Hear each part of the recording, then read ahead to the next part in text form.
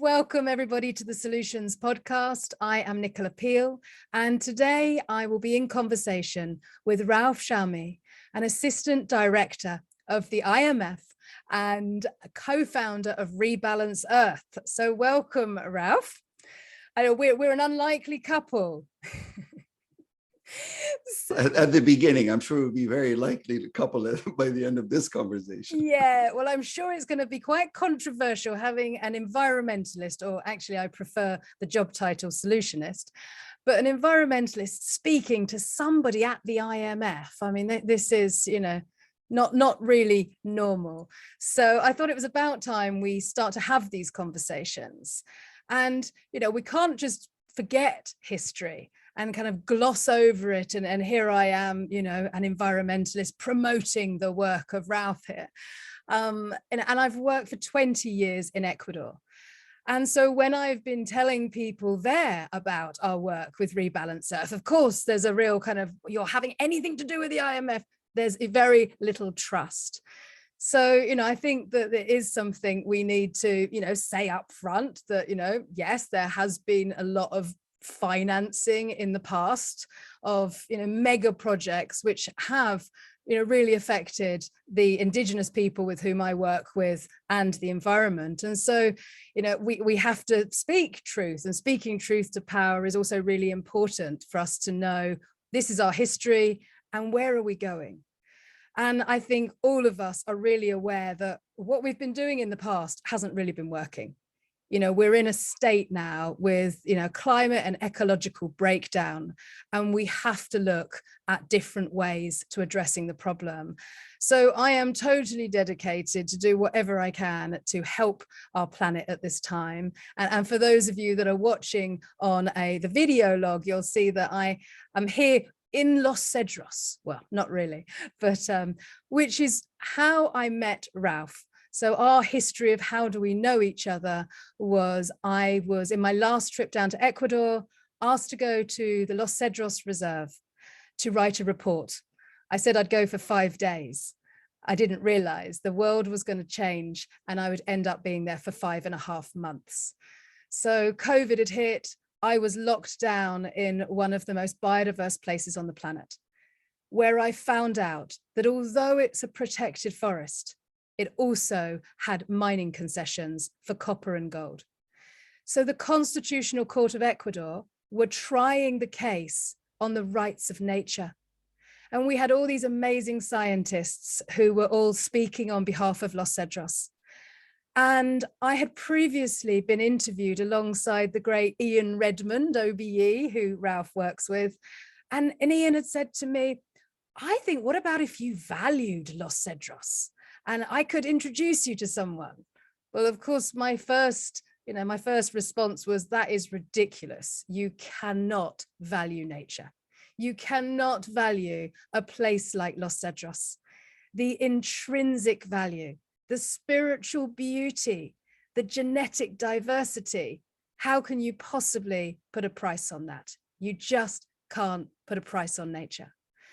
And so Ian introduced me to Ralph, and we had a conversation, and he pointed me in the direction of some economists who helped value just the carbon stocks of Los Cedros.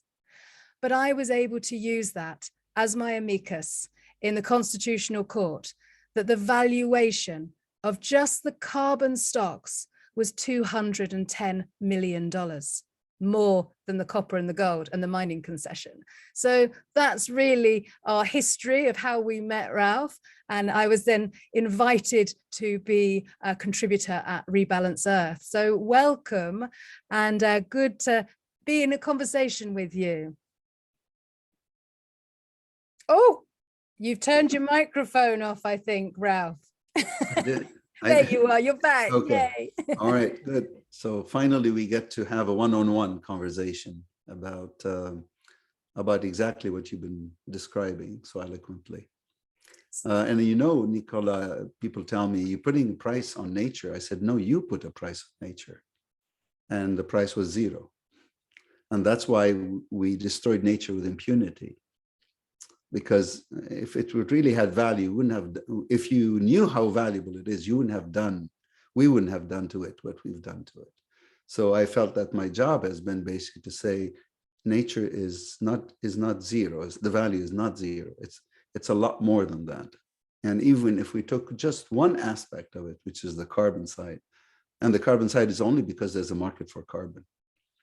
But there will be markets for many other services of nature.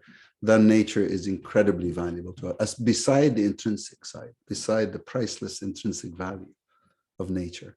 So the price of zero has been the going kind of it describes our behavior towards nature ever since the Industrial Revolution, if you like. We somehow, for some reason, assumed that nature was free and boundless. And we convinced ourselves that we are to be the masters of nature, to tame nature. Some of the so-called enlightened figures would actually use in their writings. And it's nothing of the sort. Nature is not free. Nature is not boundless. And certainly the price is not zero. And certainly we cannot tame nature, nor should we.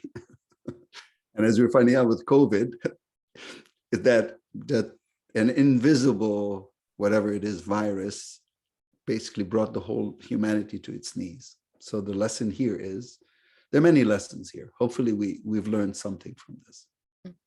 I was really moved when I heard an interview with you once, Ralph, where you said that nature is actually only valued when it's dead. Timber, yes. When a tree is on the ground, yes. Ivory or yes. Whale blubber, yes. Nature is valued only dead. And it was like such a kind of mind-blowing concept, which was true, but yes. I'd never heard it put in that way. Yes, because I was looking at nature. When I value the services of nature, I'm valuing the service of a living and thriving nature. Whereas when people hear me, they fall back on what they know. What they know is only an extractive view of nature. When you take stuff from the earth or from the oceans, when you cut down a tree, it acquires value. You see, it's a timber, but do you know how valuable a living and thriving tree is? Aside from its intrinsic value. So it acquires a monetary value only when it's dead. A whale acquires a monetary value only when it's hunted, killed, cut into pieces. Either its oil or its meat is being used. Elephant is the same in Africa. They're poached. Once they're poached, they acquire a value, a monetary value. And that's why, and the same thing we've done with the oceans. So the fishes, the fish is only valuable in terms of monetary is when it's taken out of the water, suffocates, cooked, put on your plate, and suddenly you're paying $50 for that plate. So whereas what I'm talking about is if you leave everything where it is and you allow it to grow and regenerate as nature was meant to, then you will find out that it's actually far more valuable in monetary terms. And I think than this is dead nature. Yeah, when this big buzzword talking about natural ecosystem services, yes. And it's a big area. I mean, we're not just talking about stabilizing the climate and biodiversity, but water and air purification, the free work of all the pollinators out there, the regeneration of soils. There's so much that actually to take into consideration when we talk about the services that nature just does for free. And exactly. There's some crazy prices that are being put on it, isn't it? I mean, I read somewhere anything between 33 and 142 trillion dollars. Yes. Well, it's because of first of all, even how we value nature changes. So if you think about how I came into this, originally the conversation about conservation was among, let's say, activists, scientists, NGOs, CSOs, foundations, and government, if you like. Well, notice who was left out of that conversation? Financial markets. I come from the financial markets, and we were demonized and ostracized. And so we're sitting on the outside. So what they developed, this group of stakeholders who had the conversation only among them, they developed their own way of valuing nature, which is also legitimate, but does not really jive very well with the language of the markets. And this is how I came into it, because I ended up on a boat in Sea of Cortez with the researchers and whale activists and conservationists. And I was listening to this conversation about the incredible amount of carbon that the whales capture on their body or indirectly through their fertilization of phyto. And I live at the IMF, and the IMF was working on the pricing of carbon. So I thought to myself, well, okay, so the whale is providing a service to humanity in terms of carbon sequestration. It's a service. So how much is that service worth if I use the pricing of carbon? Now, to do the pricing, because I'm a financial economist, I looked at it as an asset. Sorry to use that word. There's a natural asset called the whale, and it's providing service to us, to humanity, throughout its lifetime. So it's akin to basically saying, here's a young woman, she's 30 years old, or 20 some years old, and she's working in some profession, and she's providing services to her employer or to the society, and she's being paid. What is her lifetime earnings? What would be her life? What's the present value of her lifetime earnings? Same thing. Here's a young whale capturing carbon on behalf of humanity. And she's going to do that for a number of years. And she's going to give birth to other baby whales who, when they grow up, they will also provide service to humanity by doing what they do, which is go around, frolic, eat, poop, mate, and so forth. So how valuable is the present value of their lifetime earnings just from carbon sequestration? Very simple. That's all I was trying to do. And what you come up with is a minimum of $2 million. Minimum, because a whale does a lot more than carbon sequestration. Just like the young woman is a lot more than just working in a company and making a salary. She's also a daughter, could be a mother, could be a sister, could be helping her grandparents, could be doing all kinds of other things to society. Great citizens. So what I was trying to do is capture one aspect of that service that the scientists knew about, but us in the markets didn't know anything about. So the reason I did it that way is to bring the markets into this conversation that was only privy to the activists and the CSOs and the scientists and the foundations. I wanted to bring everybody inside the tent because we are facing climate calamity. And you need everybody on board. You can't ostracize a huge segment of society that has tremendous amount of resources, over $16 trillion, and can move very quickly to either solve a problem or do tremendous damage to it at the same time, if not guided in the right direction. Yeah, and I think, when I heard it, it was a real kind of light bulb moment reading about the work that you were doing with the whales and the elephants. And it made perfect sense to me that, yes, we should be paying them for their services and protecting them and doing whatever is necessary to protect them. But not everybody is thinking the same way as us, where we are looking at, okay, how can we protect nature? What mechanisms haven't we used so far that could potentially work? And we were both at COP, and I was out one day walking around Glasgow, and I noticed these big pink posters around Glasgow, which had "Save the Whales from the Carbon Market." And, I thought, oh my goodness, this is Ralph's work. And I went up, and a girl came out and she gave me a flyer. And I proudly said, yes, I've been working with that team. And so then I was kind of got a bit of abuse about, sorry about that. Really, you're working with them? This is this capitalist. We know that all the IMF want to do is just have continual economic growth. They're going to privatize nature. And I jotted down some of the other comments, which was, this is a greenwash. These are false solutions to climate change. You're going to pay whale killers and oil and gas companies. And, so what have you got to say to this argument, Ralph? I'm glad actually you're asking me this, because I get that all the time. People ask me these questions. And what I've realized is there's so much confusion on the other side. But confusion is only helping those that continue to harm nature.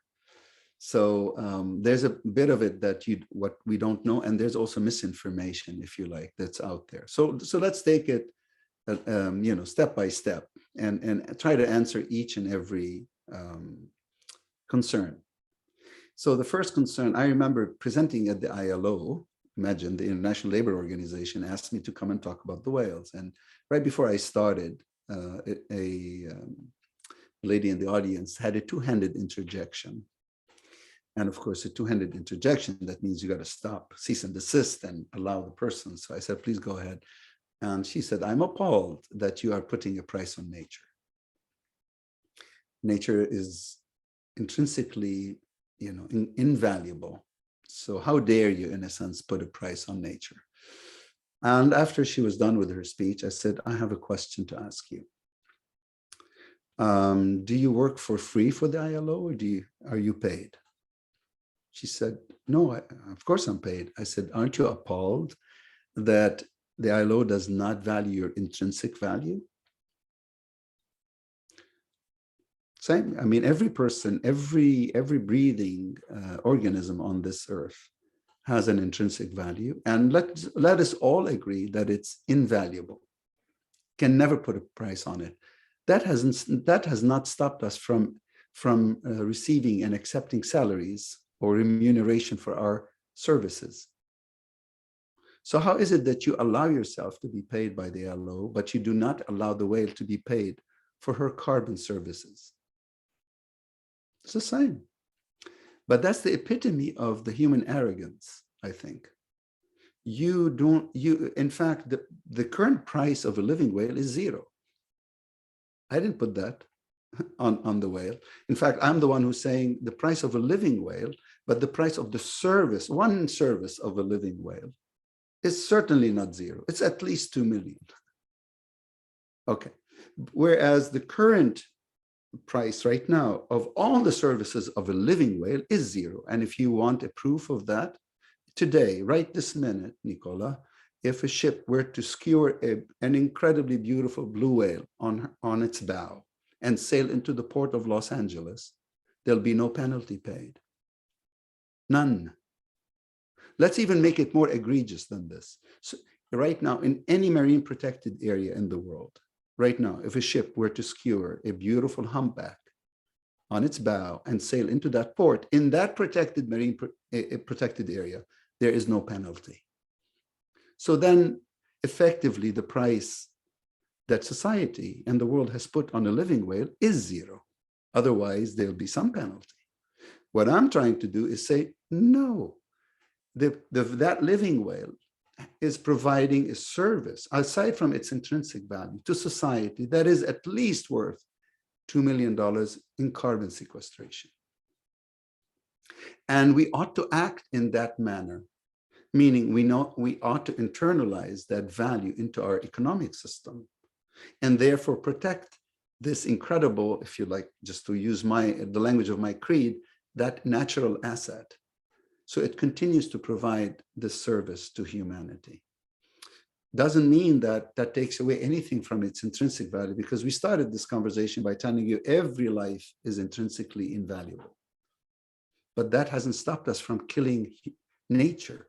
So the current price that society places on nature is zero. Otherwise, why would you cut down the trees? And you only value them when they're dead. A living tree has no value to us. I mean, we know intrinsically, we feel better. We know our health is better. We know, but that hasn't stopped humanity from destroying nature. So the argument that we should only focus on the intrinsic value has allowed the destruction of nature. The limits of altruism, or this self-enlightenment, if you like, is you're seeing in front of you the limits of it. Because if we all believe the same way, then there'll be no reason for me to tell you anything about the price of services. We'd all agree, and we stop harming nature. But we are harming nature. And we cannot go back and say, let's all get reborn and all think the same way. unfortunately, because it is what it is. So the question is, how do we convince people that have the means and have the ability to make decisions that nature that is alive and well and thriving is valuable to us in ways that we care about? So I suppose everybody's thinking at this point, well, where's the money coming from? And okay. Who's going to be paid for this? Beautiful. And it's like, so, you know, and that's the other argument. So are we talking here that, you know, the oil and gas companies can carry on contaminating and dealing in fossil fuels, and they can offset their carbon by paying for the whales? I mean, so where's the money coming from, and who's going to be receiving this to actually protect the whales? Okay, so let me because there's quite a mouthful of things that you've just put up there. So let's do it one step at a time. The Ipcc report, okay, talks about I can't remember, I think it's the 2019 or 2020 report. One of the chapters, they have a very nice diagram. Let's call it it's called the tap and the tub. Okay, so I'll just give me a minute. Let me describe to you why is that important. The atmosphere right now is full of carbon dioxide. Let's think of it as a tub that is full, brimming to the top with carbon dioxide.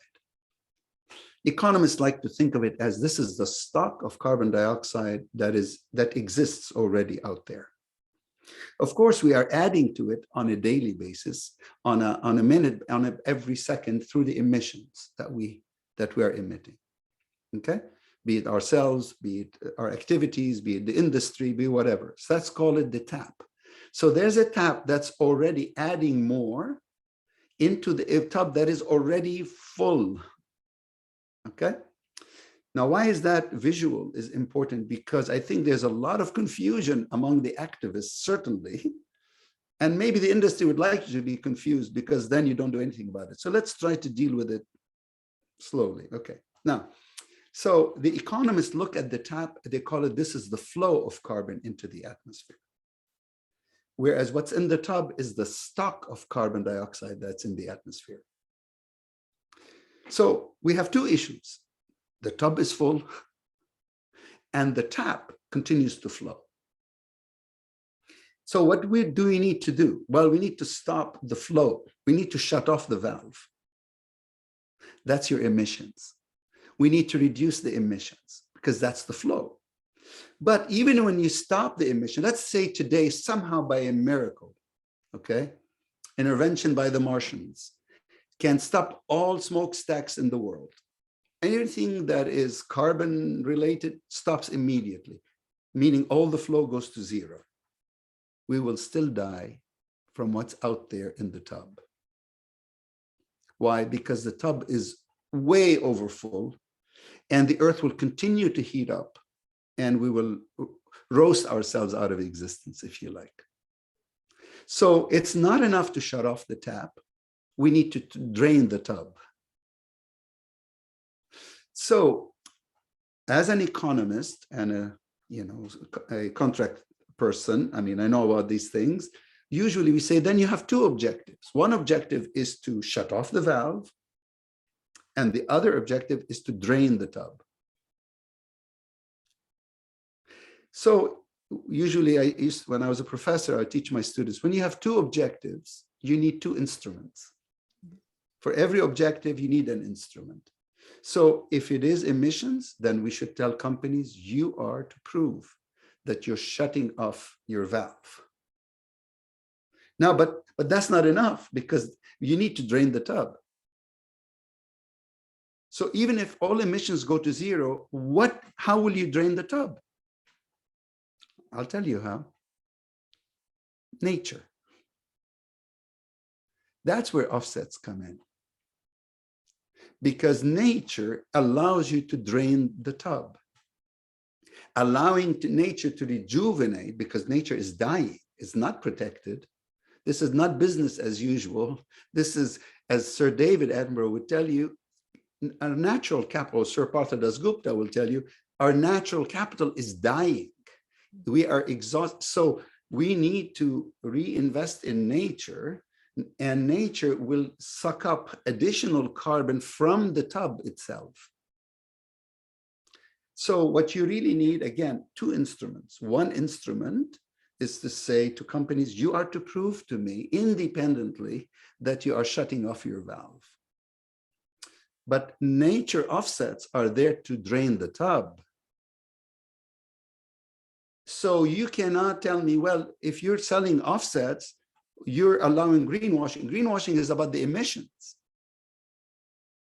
But my answer to you is, why are you blaming nature for something that you could easily ask companies to prove, which is, show me how you're shutting off the tub. The tap. Is this clear? This is where although the diagram is there by Ipcc, but nobody bothered to explain it to people that we are talking about two different things.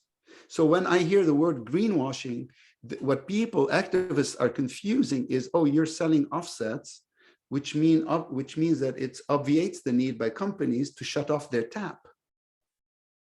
But that's not fair. You cannot blame nature for the inability of the policymakers or whoever's in charge to ask the companies to say, no, here's what you're going to do. Company X, I'll make it simple for your audience. You, Company X, you're going to do two things. You're going to shut off your tap, and you're going to buy offsets. Don't use the offsets not to shut off the tap. Yeah, that is a great analogy. Yeah, and that's what you need. And for us economists, it's much easier to understand because we are trained in the concept of stock and flow. People are confusing what's already out there with what's being emitted. So my answer to the activist or whoever is concerned about the greenwashing, if you want to deal with greenwashing is purely about avoiding shutting off the tap. So then the question I'm a policy person, 24 years at the IMF, I deal with what I would do if I would ask for verification that you're shutting off the tap. Replacing with solar energy, all these other things. But even if you shut off all the taps, we're still going to roast.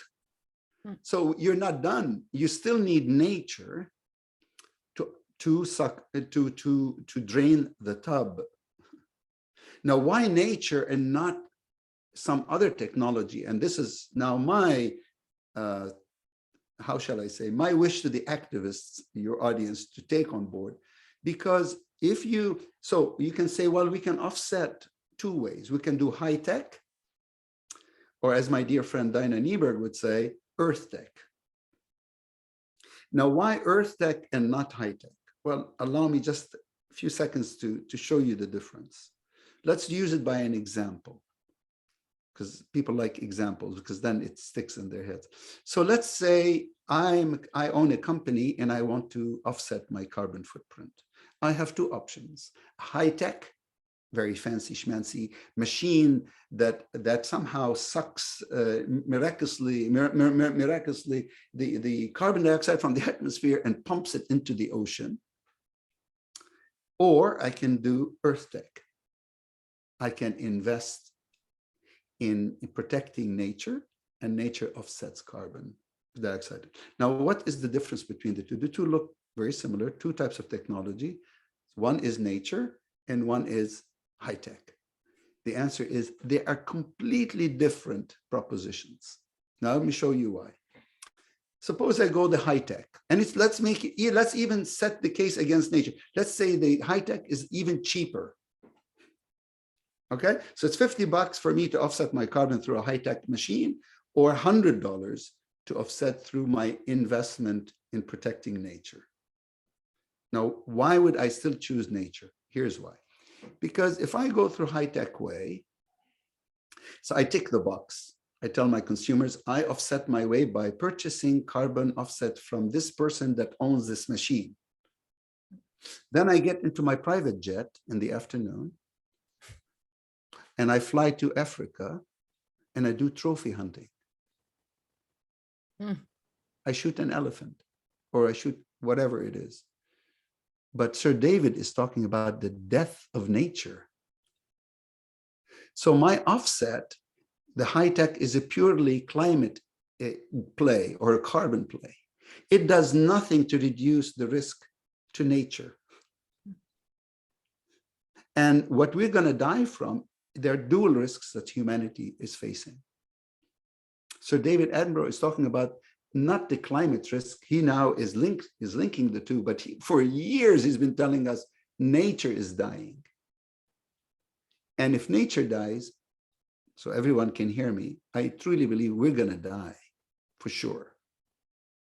Well, that's one of the classic misconceptions, isn't it? Yes, We are not nature, that somehow humans are different to nature, that nature is the forest and nature is where we go on holiday and nature is where the wild things live, and that humans are not nature. And I think people are waking up to that realization that, oh yes, we are just another species on this planet. Yes. And what happens to everything else happens to us. Yes, and if they would like to see a nature without us, it's very easy. There's an example already, Chernobyl. There's a live camera on Chernobyl right now. You can log on to it and take a look. Nature is back. The animals are back. Humans can never go back. So if you want to see Earth without humans, just take a look at that place, because we can never go back because of what we did to ourselves. So what we have to differentiate here is, if you want to offset through high tech, you're thinking this is purely climate play, whereas the real problem is nature is dying, and climate and nature risks are linked together through human activity. So whereas if you were to invest in nature, you get two for the price of one. You reduce the risk to nature, because how are you investing in nature? You asked me that question, I've yet to answer it. By investing in nature, what do I mean by investing in nature? You're paying for your offsets by looking after nature in perpetuity. Then a healthy and living and thriving nature will tell you, okay, now I will take care of you, because you will live. I am your home where you live, as you were trying to point out, Nicola. Nature is our home. We've treated nature as external to us. So the Earth Tech solution has no surprises in it. By the way, no one has asked the high-tech folks that are so fancy schmancy, dude, just because you can grab carbon from the atmosphere through your machine, pump it into the ground or into the ocean, who told you that's the right thing to do? Just because it's feasible, how do you know it's preferable? And how can you guarantee me that that carbon that you pumped into the sea or into the ground is going to be there for thousands of years? And we have to remember that there is currently no large-scale carbon capture that's actually happening. So, you know, of course, that's all blah, blah, blah, as Greta says. Absolutely. This whole, you know, zero carbon by 2050, and it's all still dependent on these great carbon-sucking machines, which, in fact, I was watching something last night, and the oil industry is still banging on about, well, we just carry on as normal because in the future, we're investing into carbon capture. And it's like, well, it's not existing. So we can't base something on a technology which at the moment is not, it's not happening. It's not. In fact, what's in front of us is nature saying, let me help you. Yeah. Help me to help you. If you look after him, I've always looked after you. Nature is talking to us. I've always looked after you. I am the home where you live. When nature is doing well, we do well. When nature is stressed, look at this virus, COVID virus, is you're stressing nature. Look what it did to us. It brought us down to our knees. I mean, it's sheer lunacy to think that you can do this through pure technology play. Technology can help you in many ways for sure, but not to divorce you yet again from nature. The problem is we arrived here is because around the Industrial Revolution, if you like, the Descartes time, the Cartesian paradigm, divorced the mind from the corporal body and divorced humans from nature. And we got this wrong impression that somehow we can do our business independent of our impact on nature. And in fact, we made it much more explicit. If I had time, I would show you writings by very famous people that said nature is limit. We were endowed with a limitless nature and, limitless and boundless commodities. Imagine. And worse than that, they would say something like, man was there to tame nature. This is all hogwash. What we're finding out is what our ancestors knew that before the Industrial Revolution. I once presented with an Indian chief, imagine. And at the end, the moderator said, when the IMF can agree with an Indian chief, there's hope for humanity. Because the Indian chief said, we need to walk this earth softly. That's what they already practice. So it's not that we're discovering something new. We are like the parable of the prodigal son, where the son, as you remember, if anybody knows the stuff, the young son came home. So the story of the parable son, I was educated by the Jesuits, wasn't about the father that accepted the son, because he's a father anyway, he has to. It's about the young son coming home, wiser, right, and more humble. When he left home, he was arrogant. He said, give me my money, and I don't need you. You see? And then at one point, he came home. So we need to come home. We need to come home to the only home we'll ever know. And as Carl Sagan, the famous Carl Sagan would say, this pale blue dot on which everything you ever loved and you'll ever love reside, you see? So no one's going to leave this planet alive. So this planet thrives, we thrive. This planet dies, as Sir David has been telling us, we're not far behind. And I think that the indigenous, like you're talking about, indigenous peoples, when we look at areas that are the most intact and protected, it's where indigenous peoples live. And, and that has really been a big part of my interest, is that indigenous people are not valued at all for their protection of nature. So, the question I've been having is, how can we find, financial resources to support indigenous people and, other communities that are living with primary forests, to value them, to be able to actually pay them for the services that they offer us as well, which is protecting the seed diversity, protecting the forests. Absolutely. And I've had many discussions over the years with indigenous leaders in Ecuador. And I keep saying, look, I promise you, one day you will get paid to do what you're doing, to be the guardians of nature, to be the seed savers. And they just keep saying, but how, where's the money? We keep being told, we were told in COP, we were going to receive all this money for the forests, to protect the forests. We still haven't seen it.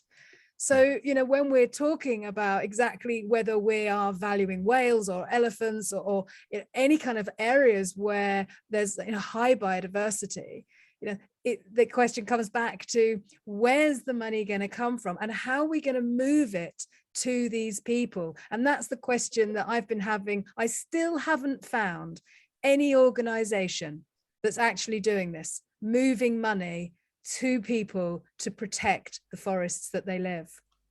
Right. So Rebalance is one such company, or it's a community investment company that aims to do exactly that. Now but from a conceptual point of view, how does this work? You cannot blame, by the way, indigenous people, local communities, for doing what they're doing, because it's not about me arriving on a plane and proselytizing to them about the beauty of nature, and then I get on a plane and go back to Washington, D.C., and they have to deal with what they have to deal. They have been told for hundreds of years, because before the 1600s, actually, people were treated nature far more in a far more respectful way, and there's evidence of that. So let's say for the past 400 years, they've been told nature, a living nature, is not worth anything. So the trees are only worth something when we chop them, the elephant for their tusks, the whales for their oil and their meat, and so forth. So now you come around and you say, no, look, a living nature is worth a lot of money. And they're going to look at you and say, how? Show me how.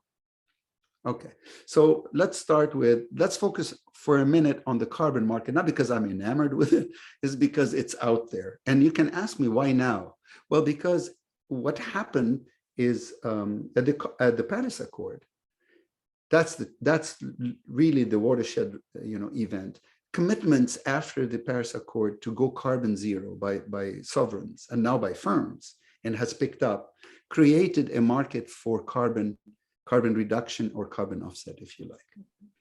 That means there's a price now, a market price, not a government decided price as in the past.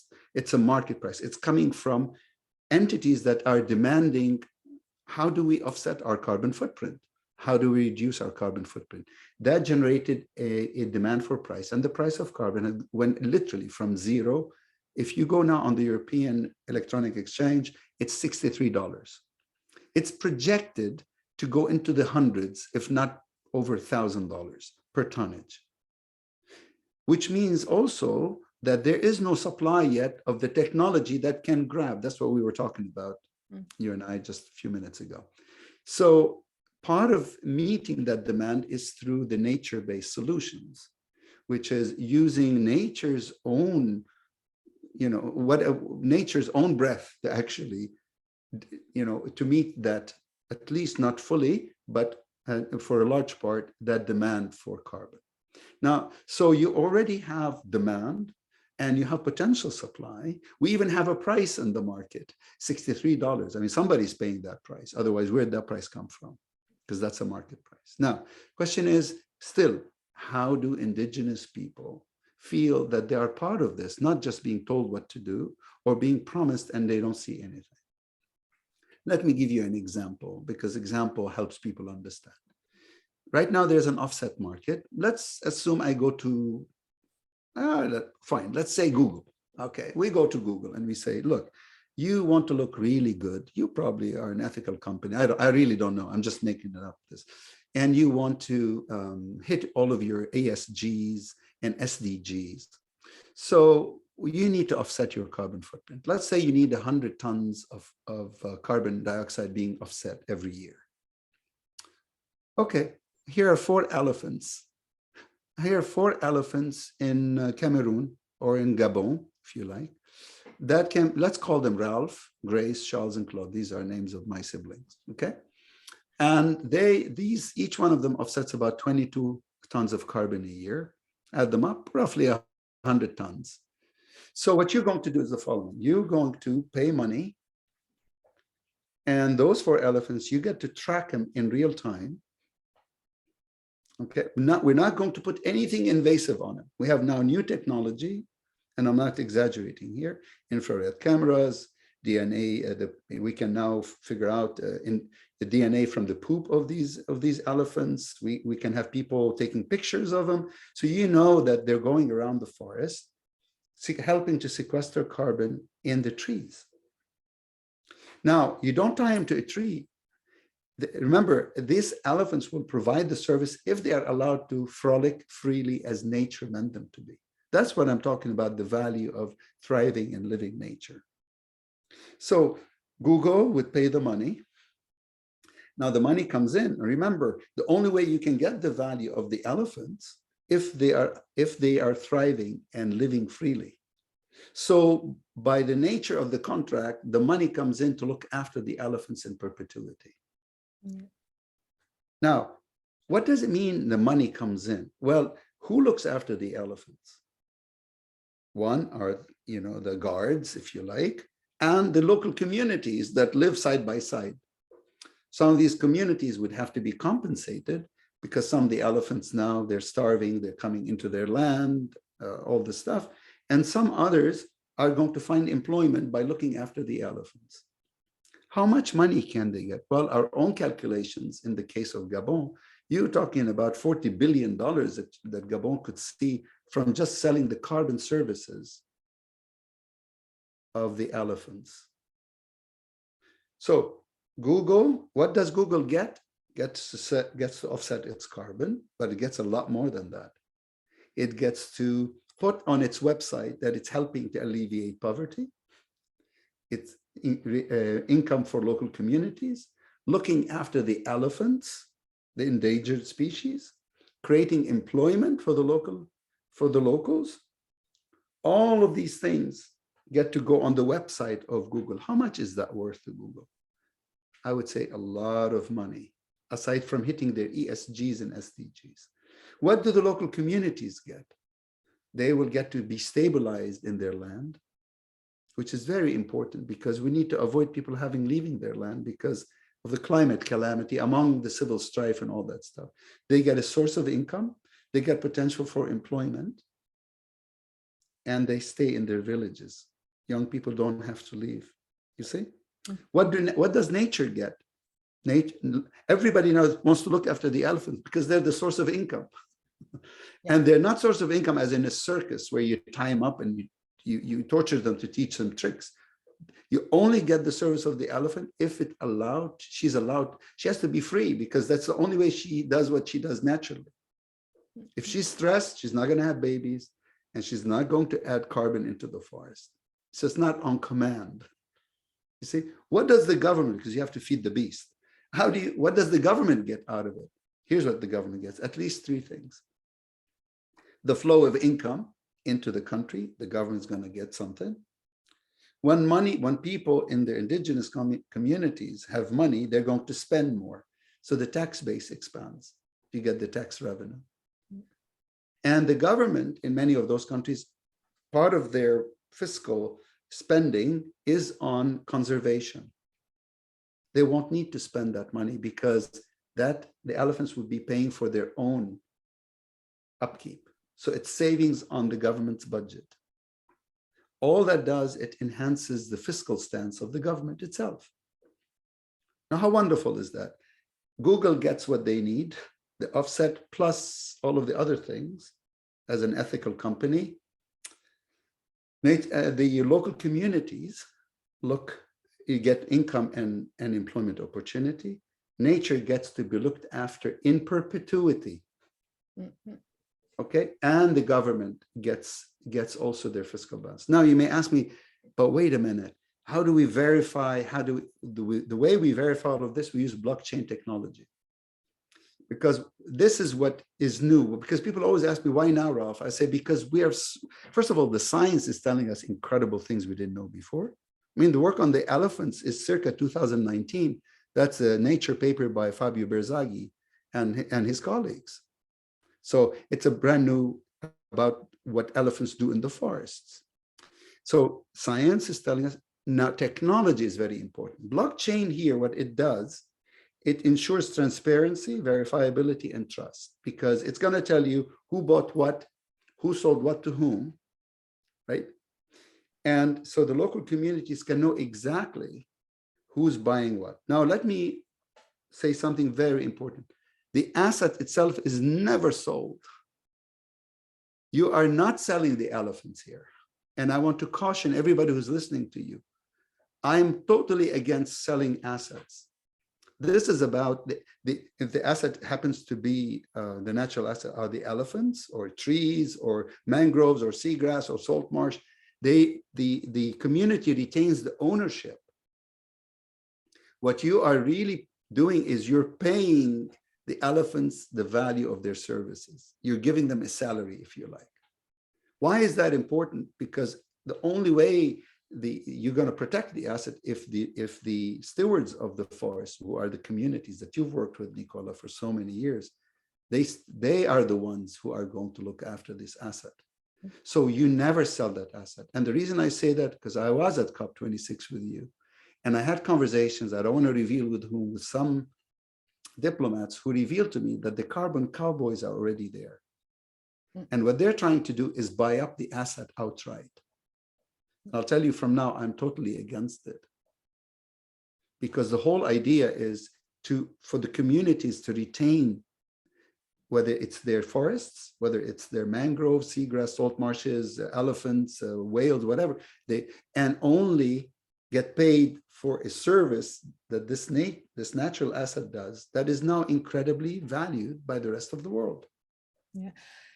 I mean, I think that this is something I've been seeing also around Los Cedros, that the local communities there, I mean, you've either got people that are going to start coming from outside to buy up the land because they know that there's going to be money in it in the future to buy up this forest. But when I speak with the local communities and say, look, hold on to your land because you will get money, they just don't believe me. They say, well, show us the money. Where is it? We can't wait. The argument often is it's not just about food and medicine. We want to send our kids to school. So for us to send our kids to school, we have to sell the land. And at the moment, the land is going for $500 per hectare of the most biodiverse forests. So of course, there's this risk that these people are going to come in and they're going to buy up the land and they're going to cash in the future of other people's land. And this is how I've also kind of been questioning the way that conservation works, that usually it's about, we buy up a reserve, we kick the indigenous people out or the local communities and then turn it into a reserve. But actually, how can we ensure that the people can stay there, like you say, and receive an income? And since whilst the world has been celebrating about the Los Cedros Rights of Nature case, the local people have been really, quite distraught about it. They are not happy that we've won this case, because for them, the mining companies were fixing the roads. They were giving them internet. A lot of them had work. So they've now lost. And a country like Ecuador, which, depends a lot on mining, is going to be saying, well, right now, they're in this kind of gap of where's the money coming from? Outside investors are going to be thinking twice about mining in a country like that. So we know that there's this possibility of, them getting paid for nature. And I remember we spoke once about even debt for nature swaps. Countries like Ecuador that have large debts and they have a lot of nature. But then, of course, straight away, people are concerned that, but does this mean they're going to take the forests away from us? We hear a lot about REDD, reducing emissions of deforestation and degradation, which sounds absolutely wonderful, but there's not many local people that like it at all. In fact, some people say it's the biggest waste of money for tree planting because there's so much admin involved. And right now we've got the world going crazy for tree planting. Most money is going into tree planting, little saplings, which are often planted in the wrong place. Whilst right as we're talking now, they'll, let's just say there's 1,000 trees being planted this second, and exactly the same, there's 1,000 ancient trees in a primary forest being cut down. So the urgency that we have now to protect these last, key biodiversity areas, we have to think out of the box. And so I think what Rebalance.Earth is looking at, is a really key part of the jigsaw in saying, okay, yes, we need to value it. We need to value not just the forests and the water and the people that live there, but for the future. So, I think that it's a critical, part that we really need to acknowledge. Yes, when I talk about the elephant, I'm actually indirectly talking about biodiversity. Because if you just think it's about trees, then exactly as you were saying, you just plant trees. But anybody will tell you, and this probably more than a lot of others, is a forest without life in it, without the animal life in it, is a sorry sight of it was not a forest. And Fabio's work and his colleagues actually shows you that in a scientific kind of way, because they show when the elephants are present in the forest increases its absorption. And we're only talking about above soil carbon. We're not even talking about in the roots, by at least between 7 and 14%. And when they've looked at forests with no elephants, and the forest has lost its ability to capture carbon. So what we're really talking about here, as the famous Ian Redmond taught me, it's not about just the flora, it's the fauna and the flora. And indeed, it's about the richness of life. And that's what we refer to as biodiversity. It's that interaction of the animal species and the insects and all of this, from the worm, from the things we can't even see, with the plant life, that's creating this additional value beyond the intrinsicness of life, in services that we care about, be it medicinal, be it carbon. So the overemphasis on carbon also worries me. But I look at carbon as just the short game. It's just to bring markets inside the tent. We've been kept out of that tent. While you guys were discussing and singing Kumbaya, we've been sitting on the outside being demonized. We need to come in because the financial markets have trillions of dollars and can move much faster than governments. But if not brought into the conversation, they can do a lot of damage, as they've done. They will continue to finance extractive services. They will continue to invest in carbon or carbon type products or hydrocarbon products, because they don't know. You have to, so part of my work is to educate my creed, the what's in it for me crowd, but also the answer to the activists on your part is to say, right now, indigenous populations do not know how valuable is their land. Mm. You can act holier than thou while you're sitting, to these activists in London and Paris and this and that, while the people on the ground with you, Nicola, are feeling the pain. So part of my work is to educate them, is to make them informed customers. So when somebody comes to them and say, I'll pay you $500, dollars or pounds or whatever for a hectare, they'll say, what? I get 100,000 per year from just me looking after this hectare. Get lost. You see, so part of this work is a capacity development, is to say, do you know? We have to start the conversation somewhere. And when I started this work 5 years ago, I started by saying, do you know? Do you know how valuable is nature, a living, thriving nature to you? Now, you're absolutely right. Okay, so we know it's valuable. What do we do with it? And now we know how to do it. As I'm speaking to you, this is exactly what's happening right now. To the people of Los Cedros, I would say there are now markets out there saying, give us the carbon offset. So really for companies or entities like Rebalance and others, Blue Green World and have you, and many others, they can basically say, look, they can come see the issue we have. I'm hesitating here because the issue that stops this, that stymies this effort, is ownership. Who owns the asset? It is easier when the government owns it, or it's clear that the local community owns it. That's the only thing. When I wrote down this paradigm, people ask me, what are the pillars of this work? And I said, one is we need the science. Science has to tells us what's out there and in what numbers and intensity and capacity and so forth, and how valuable it is. Two, we do the valuation, meaning we take the science, benefits of science, put them in the language of dollars and cents, so the market pays attention and policymakers pay attention. But three, the third pillar is very important, which is the codification in the law. Who owns it? If that is resolved, Nicola, very quickly, meaning if the government says, no, this is my land, then the contracts are written with the government, but still you can use blockchain and digital currency to ensure that the money goes to the local population. I also worked in Africa. I don't want to name the countries. And I saw what happens when the money that is earmarked for local population ends up in the general budget. Yeah. And then no one sees it. But now, luckily, we have the technology to democratize this process. It's the blockchain technology actually helps you there. It can create transparency, verifiability, and trust. Mm. And Rebalance has a whole, since we're talking about Rebalance, has that thing worked out so that it creates that sense of confidence from both sides, by the way.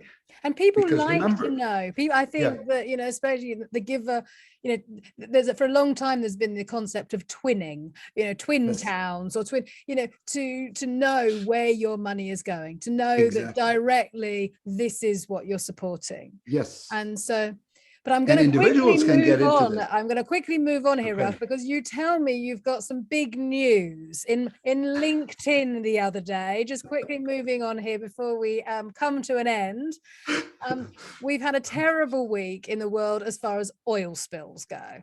Yes. We've had the massive OCP in Ecuador that links the Amazon to the coast, rupture, which I actually made a film almost 20 years, Blood of the Amazon, showing all about that. Yes, if you run a pipeline through, volcanic areas, you're quite likely to have a spill. And that's what's happened this week. We've had a massive spill on the coast of Peru. And so I posted it up on my LinkedIn, and Ralph, you commented saying something along the lines of, we can actually value, what this actually costs. We're not talking about the costs of cleaning up the oil. No. We're talking about, so could you just explain what you meant? Sure. So this actually folds out from the work that we've been doing. And it has to do with the way we value nature, the services of nature. So again, let me give you an example, and then I'll go directly and answer the question becomes clear. When a person, say a young person crossing the street, she is hit by a car, okay? She was gainfully employed, and unfortunately now she can't work. How do we assess the damage? Usually what they do, they'll say, well, she's 25 years old, and had she been able, healthy and so forth, she would have continued to earn a salary till she was, let's say, 65. And then they take the present value of all the future income that she would have received, and that is the damage that the party that caused the accident is liable for. Well, guess what now? Because of our work, we can do exactly the same. Let's take, for example, let's not talk about elephants and whales because that's let's take something simpler than that, mangroves, because mangroves now, people are selling carbon sequestration of mangrove, seagrass, salt marsh, if you like. So let's take mangroves. And now you have an oil spill. Well, guess what? That oil spill is killing the mangroves. Those mangroves, had they stayed alive and well, would have produced income for the local community for hundreds of years. And the technique that I use and we use to value is a living technique. Basically, it follows the mangrove throughout its lifetime and says, if that, exactly as a human being, if that mangroves, because mangroves live, they can live hundreds of years, seagrass hundreds of years, salt marshes hundreds of years, and they capture carbon on a yearly basis, which means for a community that can sell the carbon of this mangroves. So let's say before the accident, let's say you had mangroves or salt or seagrass, and those bodies could provide income for you on a yearly basis for 500 years. Suddenly now there's an oil spill and you can't, these systems are dead now. They've been impaired. How much is the company in for the lost revenue? And that's what we can calculate right now for you. So it's not about just the cost of cleanup anymore, or some beach that's got hit. So, those tourists, whether tourists come or don't come, it becomes irrelevant, because those nature, a living, thriving nature, was valuable to you in concrete ways, in dollars that you were expecting to get. And now the spill is depriving you of it. So when you go to court now, you can say, here's how much you owe me in today's money. And we can calculate that for you in no time. Same thing with the forest. Let's say there's a spill, there's a mining accident, and it destroys the forest. Well, you are selling the carbon of that forest. There's a customer expecting to pay for their offset. You can't generate the offset anymore because the trees have been damaged. Who's liable for it? The company that caused the damage to the forest. How much? Well, for the lifetime that you're expecting to generate that revenue.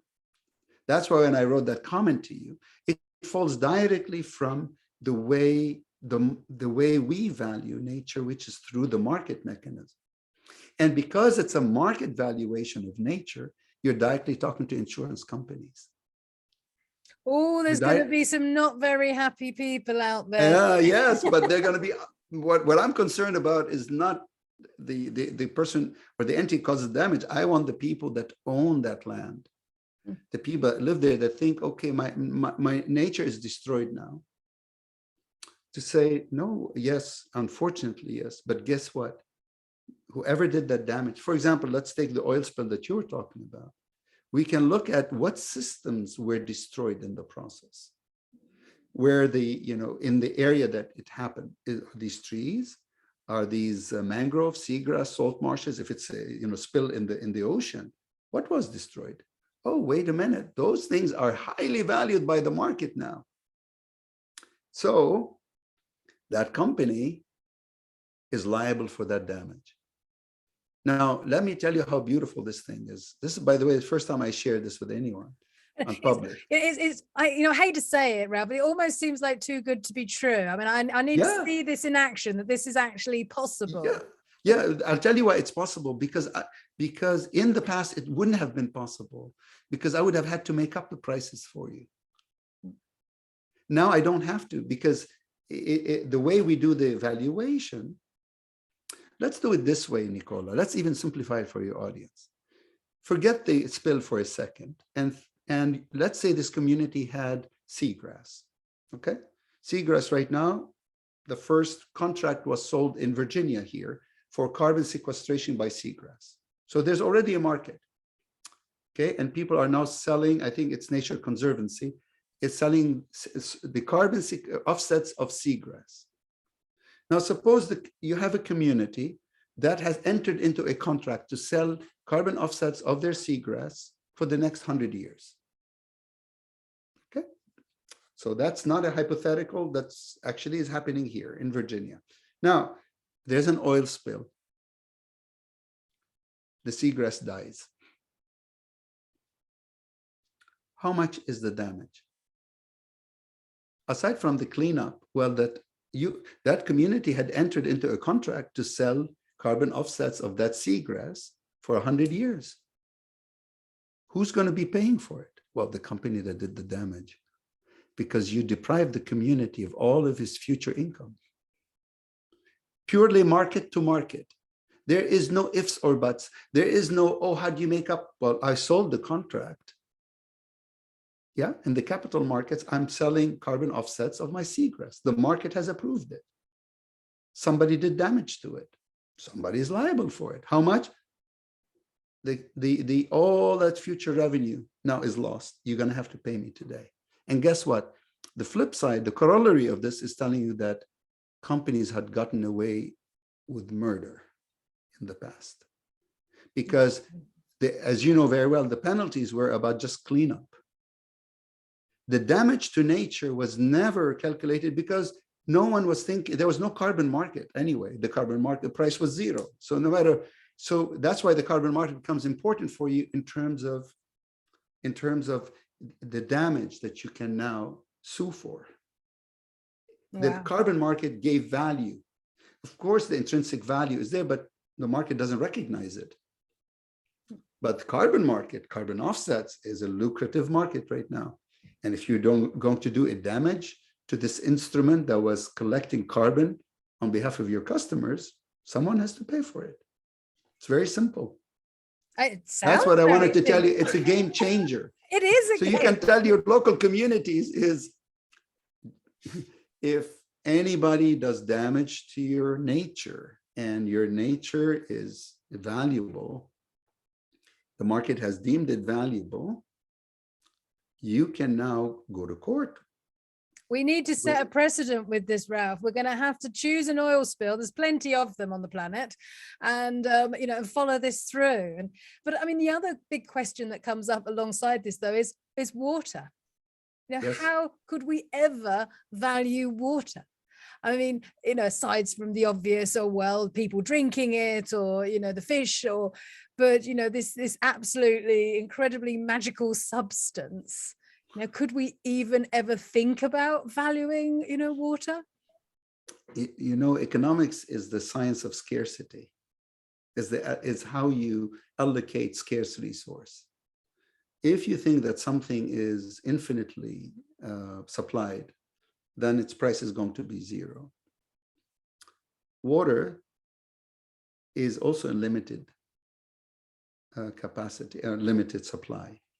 And by the way, cutting, as you know very well, the cutting, you help to avoid cutting down of the Los Cedros, which is part of the Amazon lungs, if you like, the planet.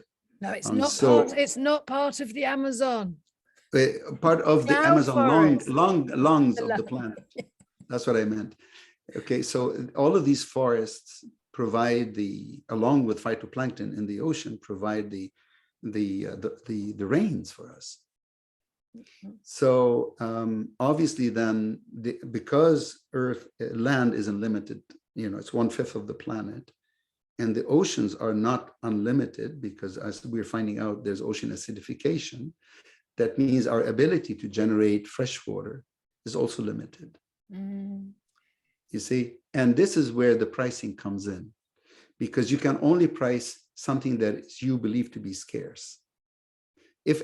Imagine gold. Why does gold have value? Not because it's shiny, because it's in limited supply. And those that control the supply control it in order to keep its value up.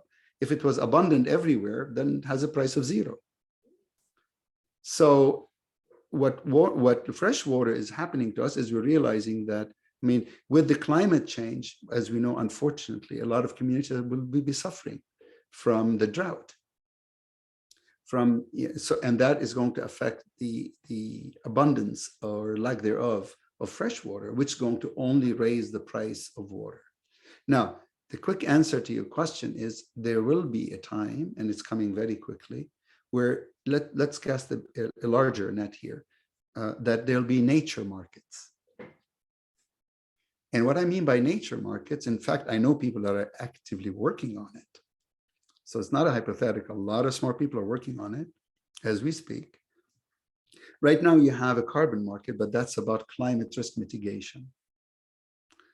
And if you like, if you think of seagrass, salt marsh, they also not only sequester carbon, they help in terms of controlling flooding. And that's also about risk mitigation. But let me put it to you this way: seagrass is known to increase the quality of the fish and the quantity of the fish. There's a study by Australian scientists, they know this, they have the data, where seagrass helps to purify the water and allows fishes to hide in it from predators and lay their eggs. And some fishes spend their lifetime there. It has a knock-on effect also on coral reefs. Coral reefs where seagrass are surrounded by seagrass are healthier. So then seagrass is ensuring food security, if you like, because some people like to eat fish. So there are services for nature that go beyond just climate mitigation. The question for us is, can we create markets around that? And the answer is yes. En français, on dit à suivre. Just to be, because I know people are working on it and it's coming very quickly. And the reason we're able to do that, because technology is allowing us to identify the source of the soil. We have now new technology that can tell you, it's coming in very quickly, saying this product was produced by this soil came from this farmer in this land, and this farmer, she uses organic material to produce. So people will be able to tell, not too far into the future, what soil produced this product that they're buying. Where did the water that was used for irrigation came from? It's not too far. We have the ability now to do all of that, to trace things to their source. Yeah. And this is how the pricing will actually happen. You can do this nature to nature, or if you like, nature to technology. Meaning, at some point in the near future, I'll be able to tell you this iPhone was produced using sustainable minerals, and not, a slave labor. Like the Fairphone. Exactly. And the reason the market would come up is we'll ask people, we'll say, well, are you willing to pay more for something like that? And the answer, of course. I go to Whole Foods every weekend and I buy organic food. And I know it's a premium, but I'm willing to pay because I believe it's raised, it's farmed in an organic fashion, sustainable way. Yeah. So there are markets that are happening as we speak. And I know companies that are doing that and entities that are doing this. So the answer is yes, water will I don't think oxygen will have a market. I mean, I actually did come up with that concept. I wrote a blog about it, pay to breathe. And of course, you can imagine, so that got a bit controversial as well. It's just the flip side, if Nicola. Yeah. It's the carbon dioxide. We're more likely to suffocate ourselves from too much carbon than to actually lose all of the oxygen. Yeah, I mean, the point I was wanting to kind of bring up about this pay to breathe was, looking for a way to be able to support the forests and the people that live there. Well, hang on, Absolutely. We pay for our food and we pay for our water. Well, we take for granted the air that we breathe. And where does it come from? Yeah. And so that kind of like led me on this, this thought of, well, how would people feel? And I asked a number of people, how would you feel if you had to pay something towards the air that you breathe? And that money went, yes. You actually already answered that by you helping to and your colleagues to help save Los Cedros, because the air that you breathe comes from the forest's exchange of carbon dioxide for oxygen. Yeah. So I think that the world is definitely changing. We are having some wins. We are step by step, like changing this reality, because, we know that we have a limited time. And so I think right now we have to kind of pull out everything we can. And I wrote down a quote here, I'm sure, from the former World Bank chief, Nicola Stern. And he said, climate change is a result of the greatest market failure the world has ever seen. And I think we are realizing that this idea of continual economic growth, this way that we can just keep buying our way out of this problem without valuing and realizing that, everything, the whole economy is based on nature, and everything, whether it's our iPhone or what we eat or our clothes we wear, everything comes from nature. And so, bringing this conversation round to looking at, well, okay, we're not talking about privatizing nature in that, yes, we're going to put a price on this animal, but actually that the services that it offers humanity. And I could speak with you, Ralph, for a lot longer, and I'm sure many people could carry on listening, and hopefully we will have another point, another time where we could reconvene and carry on with this conversation. But I want to, thank you so much, and all the people that are listening and watching this, and hope it's kind of clarified some of the questions that are coming up. And so those of us that have dedicated our lives to doing whatever we can towards the solutions and not just being paralyzed by the problems that we face. So once again, thank you, Ralph. And until the next time. So thanks everybody for listening. And I will send and put some links that you did speak earlier about, Ralph. Obviously the links to Rebalance.Earth and anything else that you think that the listeners might like to see. So once again, thank you so much. Thank you. Thank you for giving nature a voice on your program.